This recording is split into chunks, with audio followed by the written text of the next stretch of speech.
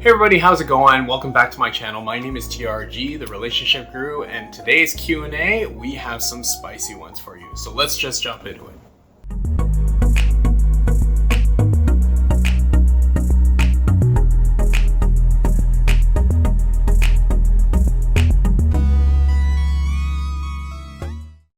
So, question number one comes from Sarah from Phoenix, Arizona.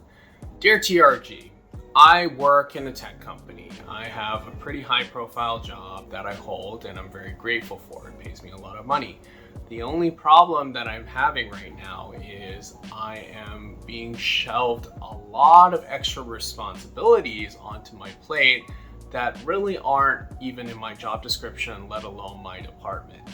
I really don't know what to do. I'm worried about asking for help or flagging that because I feel like my job might be in jeopardy. I might be labeled as a whiner or someone that complains, and I'm really in a pickle. What should I do? So Sarah, first and foremost, thank you so much for that question. That's a really difficult one. That's something that I've definitely experienced in my life before, and I'm sure that a lot of you have experienced as well. I think at the end of the day, you really gotta assess if the company that you're currently working for is something that you see yourself working in for a long time. In other words, is this going to be a long-term investment for you, or is it just kind of like a pit stop for you? And there's no judgment on that. We have jobs in our lives where they are a pit stop or a stopgap job onto like a springboard onto something else, or it could be something that we can actually make a career out of ourselves. To be completely honest with you, in the tech world, any tenure that's usually over a year or two is already considered long-term. People usually jump ship to quote-unquote better situations for various different reasons all the time. It's not uncommon in the technology space. So kudos to you, I guess, if you have worked at this job for over a year or two. You are, very dedicated and you have a lot of belief in the company. So that's amazing. I think that the immediate thing that you probably need to address is obviously the long-term, short-term. The second thing that you need to identify, if it is probably for a long-term case, you need to talk to your immediate supervisor about how you are taking on extra responsibilities that are really not your responsibilities. And approach your human resource department. I think that's really important that you go talk to them. If you're fortunate enough to have a company that has an HR department, I know that there's a lot of startups that are very bootstrapped. They can't afford an HR, so therefore they don't have an HR. But I do think that there should be someone that should take accountability for that, even if it is the CEO of the company.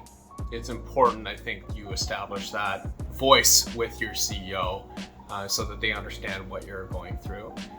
And I think that it's important for you to highlight some of the benefits as to why you need some of that change so that they can investigate it.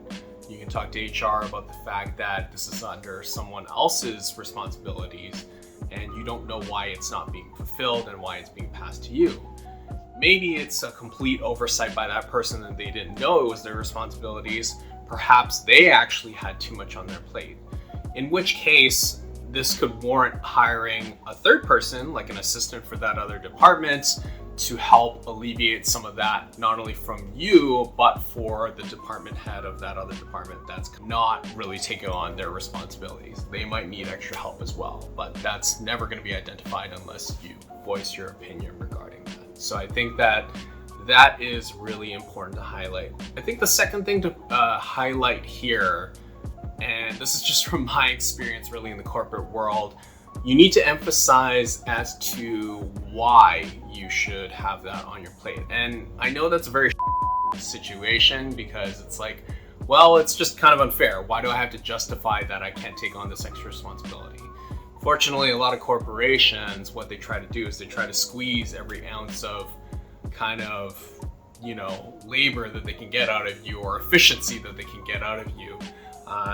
And the only real way for you to sometimes get what you want is to compromise. So to talk to them about leverage. So for example, if you were doing a certain task that only you can do in the company, you could say to them, hey, I need this to change because that other task is taking me away from my most important task. That is my most impactful action that I can make within this company to make it better.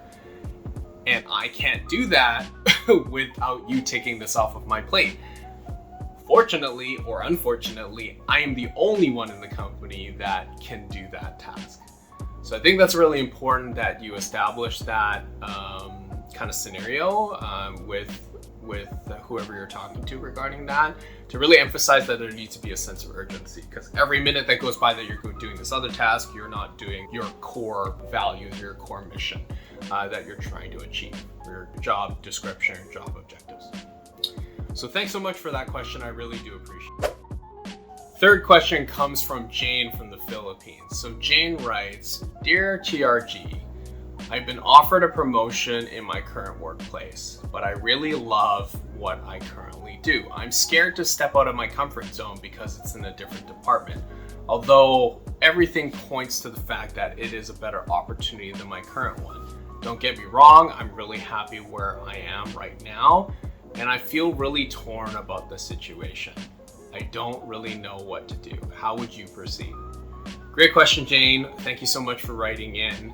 That's a really difficult one without knowing more context about what your current job is and what the future job is that they're offering you right now. I really think that a great practice to have is to write the pros and cons of your current job and potentially that future job that you might take. Every job has pros and cons. No job doesn't have any pros and cons. It's just how many pros did you have versus cons, and if those two things outweigh your current situation. I think what I will say is I've really learned the most about myself internally when I've had my back against the wall, when I've taken risks in my life, and I've learned good things and bad things. The situation hasn't always materialized into good things, but they've materialized into learning experiences. So sometimes when you take a leap of faith, yeah, you do fail. Like, I'm not gonna sugarcoat it and say that every time you take a leap of faith, good things happen. They don't, but it's important that you try. You know, it's important that you take a risk. And although I can't tell you what to do, I would strongly encourage you to at least examine the other position. I think the fear that we have as human beings is we fear change. If you think about it, a lot of people that you probably know at home or around you in your immediate circle, this might even, be pertaining to you, they're adverse to change. They like going to the same grocery stores, the same restaurants, taking the same trips home. They like going to the same places to shop for their clothes, all the same things, right? That's human beings for you. We are creatures of comfort. We like what we like, and we don't really like to step out of our comfort zone. It's very rare that people like to step out of our comfort zone. So when it comes to things that are as important as our livelihood, like a job, this sensation is completely exacerbated, right? It's gone to the 9th degree because we feel like we're losing something or potentially giving up something really, really big. And our mind starts to play a lot of tricks on us. The thing that we should really try to concentrate on is, yes, we absorb those feelings that there's a sense of fear, but what we really don't concentrate on is the potential positives of that change.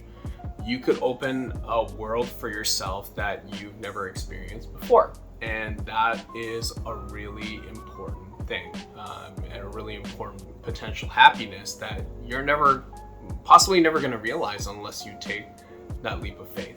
So if we're up to me, and I think that the situations were pretty equal, or on paper it looked like this was a better opportunity potentially, and you wouldn't be losing out on too many things, including compensation, benefits, your free time, etc., I would go ahead and take that leap of faith. But again, I think that no one's going to know that best except you. I would encourage you to really sit down with it, discuss it with people that are close to you, really even your friends and family, your immediate family. Talk to them about the situation that you've been given, and give yourself some time to really reflect on that to make a decision. Thank you for that question, Jane. I really do appreciate that. Hopefully that advice helps you. Thanks so much for watching, guys. If you haven't already, please like, comment, subscribe, and ring that notification bell. It really helps me out. I'd like to hear from you viewers in the comment section below about your unique experiences home, including workplace promotions, bad relationships you had, whatever you guys want to talk about. I want to hear from you. Remember, I'm going to leave my email in the description box below. If you want to write into Q&A and have your question potentially picked out, I'd love to give you guys some advice or pick a lucky winner to give some advice to. That would really make my day. And at the end of the day, guys, we are trying to save the world one sub at a time. So please subscribe, please share this with your friends and family that would benefit from some of this advice.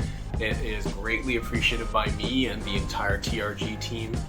And as always, we have Q&A every Friday, so stay tuned for our episodes we post Monday, Wednesday, Friday. Thank you so much, and TRG out.